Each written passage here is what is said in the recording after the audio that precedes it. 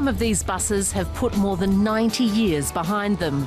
Now they're cruising the back roads of Lower Saxony. Collectors from all over Europe have brought some of the most elegant and valuable city buses still on the road to this very special vintage vehicles meet. It's just fun to fool around with these old things, to drive them, keep them going. After all, they are pieces of cultural history. You just can't describe it. I live and die for old cars. First of all, everything rattles all over. And second, you need some muscles to move them around. Walter Hooker arrives in a bus by German car maker Brennabor from 1928, the oldest European bus to take part in the meet. In the late 1920s and 30s, the bus carried passengers on its route from Bad Rothenfelder's railway station to the centre of town. It can be quite a challenge to navigate today's traffic with yesterday's technology. It's hard to steer, and shifting gears is complicated. You have to double clutch, and it doesn't have any synchro mesh gears. So shifting isn't easy. You have to know what you're doing, or it'll shake, rattle, and roll. This one has come the longest way, from Bristol in England. It still has something of the feel of the 1980s about it. Stuart Shelton has been on the road in Europe with it for 3 days so far. In motion, no emotion. I have to concentrate on the driving. When you drive, you always look at the road, either ahead or in the mirrors. No matter how pretty the girl is on the passenger seat, you don't look at her. One by one, the antique buses arrive at the museum grounds in Einbeck, a total of 70 entries.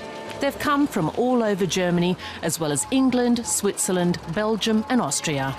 The organiser of the meet is the new PS Speicher Automotive Museum. Its collection has more than 100 historical vehicles, all carefully restored by hand, including this 1927 Buick City bus. Now it's time for a very special event on the programme, a convoy through the countryside to the one-time Imperial Benedictine Abbey of Corvey, a UNESCO World Heritage Site. All the buses make the 80-some kilometre round trip without mishap, even ex-fire chief Friedel Oppermann's old Buick.